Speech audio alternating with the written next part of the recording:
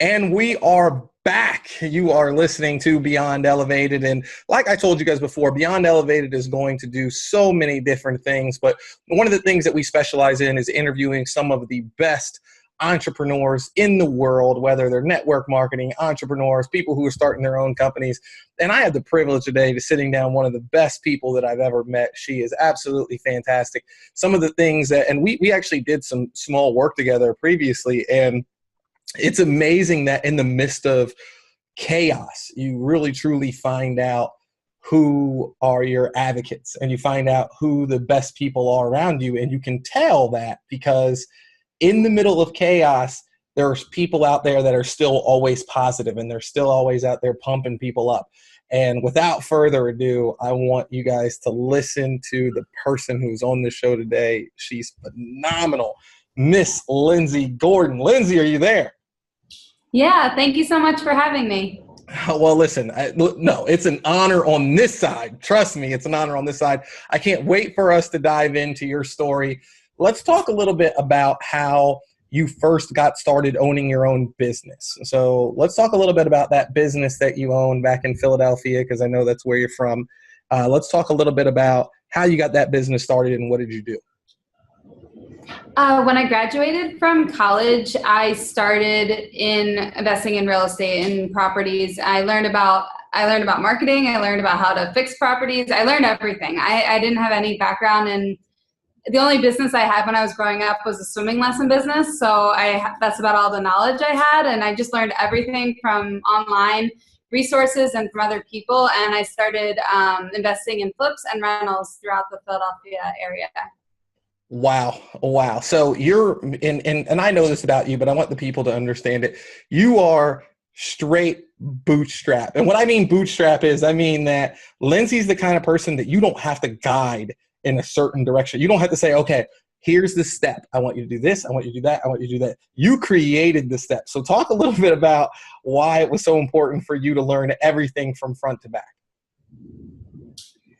It was really important because I was actually going to be the private lender on the deal too. So I didn't want to put my money into a few things that weren't going to work out. So I needed to know exactly what I was getting myself into before I made the investment of quite a bit of capital for a 22-year-old. Oh, wow. You're listening to Beyond Elevated Live with Lindsay Gordon. Lindsay, a lot of entrepreneurs don't understand the hard work that it takes, and they really truly don't understand how much hard work it takes when you are putting your own money up. Like you're not taking somebody else's money, you're putting your own money up. Talk a little bit about those long hours and how hard it was to get that business started and profitable. I was a high school math teacher at the same time. I always think that whenever you're starting something new, it's very nice to have a stable income so that you know that you don't have to worry about any sort of bills or anything like that. And then everything you're making from your business is additional profit. So that way you don't have any stress in your business. Because I see a lot of people fail and they are putting so much stress on being profitable that for some reason it goes the other direction. So I didn't need the money. It was just for learning experience and to do something really interesting and to grow something bigger than just being a teacher. So I would go to school at 6:30 a.m. I drive to Philadelphia from New Hope, Pennsylvania. It was like an hour drive. And then I would teach all day. I was like a math coach. I also did some like tutoring, and I was also a sports coach. And then when I would get home at night, I would do all my research. I would go to networking events and learn everything that I could about real estate. And when I was buying the properties, I was going to the properties. I was sometimes even cleaning at the properties and making sure that people were doing what they were supposed to be doing. So I pretty much was working maybe like 12 to 15 hours every day, 7 days a week for a very long time, actually. Wow. Well, inspiration to all. So when was that flipping point? When was that time where you were like, okay, now I got it. I'm ready. I'm doing it. And now I'm going to stop doing the teaching full time and I'm going to focus strictly on my business that I own full time. Well, it happened when I was making more money passively from my rental properties and from the mortgages, the non-performing mortgages that I bought, than I was teaching. So once I was making more doing that than I was teaching, then I felt comfortable quitting my teaching job and focusing on flipping properties and getting more involved into the mortgage business, because I knew if I was only putting a few hours at night and on the weekends in, and I was so successful, I knew that if I was able to devote all my time, I'd be even more successful. Lindsay, I know you were so modest and you're such a modest person, but I think people really don't realize how much you were really doing. You had your own office. Talk about all the properties that you were managing and how big was the portfolio? Ooh, at points, I've managed about 15 properties in the process of renting, flipping, or just passive income. And I've also managed a team of employees at my office, in addition to probably upwards of like 3,000 mortgages at points. And when you say the mortgages, you're talking about the non-performing mortgage notes that you were, talk about that. Explain that just in quick 30, 45 seconds to people. So we were buying non-performing second mortgages from banks or large funds in bulk. And then we would go out and contact the homeowners directly and work with them to come up with a deal that would work for both sides, whether that be a modification to their original terms of their mortgage or a payoff of their mortgage. Wow. And you had how many of them at your peak did you have? I think about 3,000. And most of them, for people that don't know, they were paying residual on those. So she's managing 15 properties. She has 3,000 mortgage notes that she's getting paid on. And then you make a life-changing decision and you move somewhere. Where did you move? I moved to Puerto Rico. Can you talk a little bit about Puerto Rico? I mean, palm trees, the beach, like talk a little bit about Puerto Rico. Well, for those who are able to see, I have some palm trees and the Caribbean Ocean right out there. So that's what I wake up to every morning, which is really, really nice. And I don't have to pay capital gains tax because I'm part of Act 22. And they also have another Act 20, where if you export services, you don't have to pay, you only have to pay 4% in taxes. Wow. Okay. So see, this is what I love.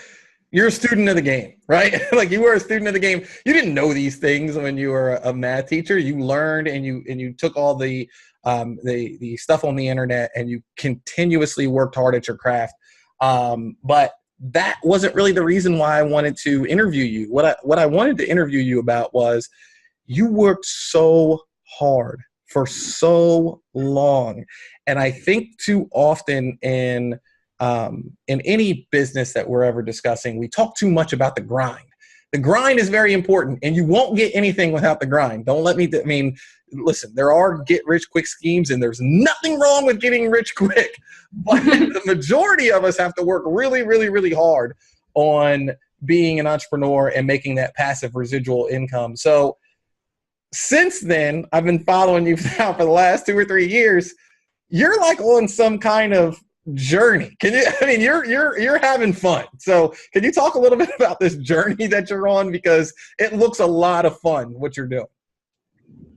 Oh, yeah. So I work virtually from Puerto Rico. So I can work from the beach. I can work. So sometimes I'm posting things, and sometimes I actually think that my life in Puerto Rico is a vacation itself. I feel that way as much as it looks that way, but I'm also working at the same time. So I might work for 8 hours a day and spend some time by the ocean or doing yoga with my friends.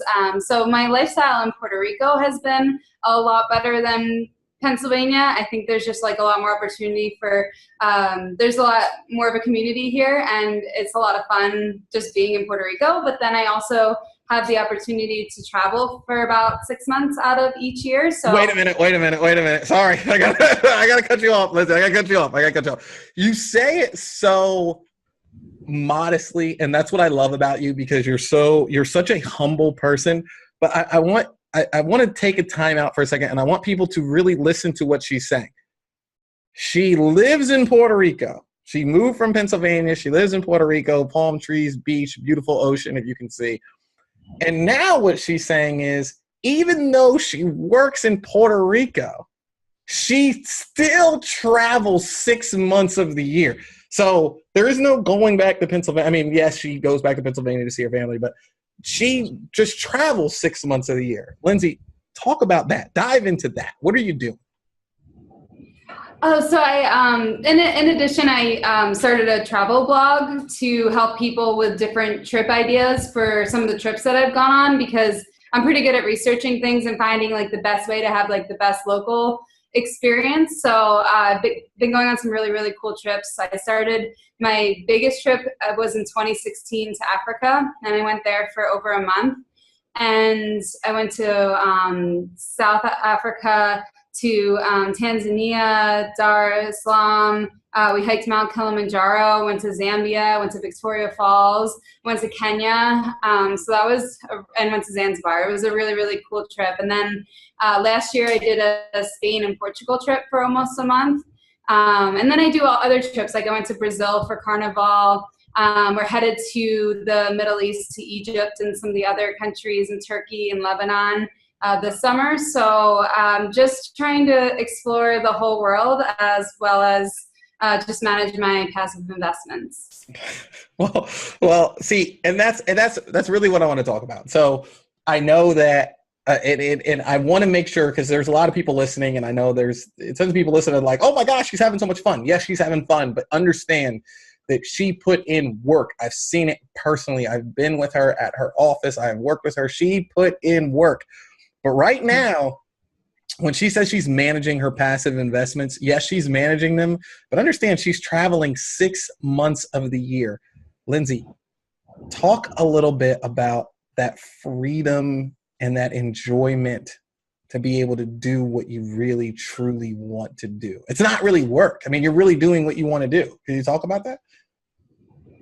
Yeah, I guess it can be a good and bad thing, right? So sometimes I have like high level of stress because I like to accomplish big things. So sometimes it can be stressful to have a lot of freedom, but to have an endless amount of freedom, it really is the best thing, because I can just buy one-way tickets and then I can decide to stay and travel in Europe, or I could decide to come back to Puerto Rico. And wait, you buy one-way tickets? Yeah, I've been only buying one-way tickets recently. So you don't. Oh, this is great. All right, so you just buy a one-way ticket to Africa, and it's like I'll figure out what. I mean, I don't know. It could be a month, could be a quarter of the year. I'll see you guys when I see you. Is that what it's like? Yeah, a little bit more like that now. Now that I'm getting even freer in my businesses. Wow. All right. Well, let's talk about the travel blog, and then I promise we'll be done. I don't want to just make this lifestyle of Lindsay Gordon, but Lindsay, what is one of the funnest things that you've done? Give me 2 or 3 things of the funnest things that you ever did on your travel excursions. Oh, that is so hard, because I just love everything. But I think swimming in Victoria Falls, followed by going to stay in a local village in Africa and dancing with the locals, was probably one of the coolest things that I've ever gotten to do. That was awesome. Oh, it's so hard. I don't know if I could pick a second. Oh, you got to pick another one. Okay. I also got to ride elephants, which was really cool, and pet them. So is that my second? Otherwise, they can watch my blog and see all the different cool things that I've gotten to do. Where do they watch your blog? It's youtube.com/Lindsay E. Gordon. It's LINDSAYEGORDON. Lindsay, one last question. So I'm in awe because, for some entrepreneurs out there, including myself, we fall into this trap. And this is me, right? A lot of people who are looking up to entrepreneurs, They look up to entrepreneurs and they say, I want to be like this person because of the money. They want to be like us or other people because of the money. I want to make as much money.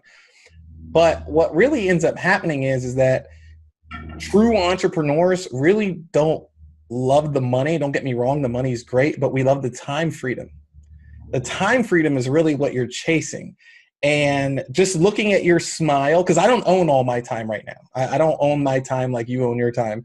Looking at the smile on your face and looking at where you are in life, I cannot be more happy for you.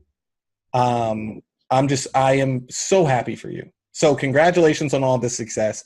But the question that I wanted to ask is, for all the aspiring entrepreneurs, for all the people who that are looking at this and saying, you know, I want to be in that kind of situation, what does it take? It takes letting go of any and all of your fears, and even if you're scared to do something, to do it anyway, because I'm scared all the time. I make mistakes all the time. I never failed as much in my life as I have until now. Like when I was in school, I never failed on tests, but I never learned as much. And now I've been failing. I fail all the time. I make mistakes, but I own up to everything that I do. I take responsibility for all of my actions, and I'm the only one who's in control of my destiny. Wow. Well, Lindsay, I know that they can catch you on YouTube. I know, can you shout out your Facebook page? I know you're facebook.com. I'll shout it out for you. Lindsay E. Gordon. Lindsay, I can't thank you enough for being on the Beyond Elevated show. I got to come to Puerto Rico. Can I come to Puerto Rico with the camera crew and do a digs and just follow you around as a documentary for a couple of days? Yeah, when are you coming? See, this is what I love about Lindsay. She's like, okay, let's go. Like, I gotta look at the calendar. Like, I might be in Africa. I don't know. We'll figure it out. We'll figure it out. But I'm coming. I want to go somewhere with you. I want to travel somewhere and do something. Awesome. Let's do it. Okay. All right. I will definitely talk to you soon. Thank you so much for being on the show. I really, really appreciate having you. Oh, thank you so much for having me. Thank you, Lindsay. Hey, keep going. Keep going. I will. Right. Bye-bye. Bye.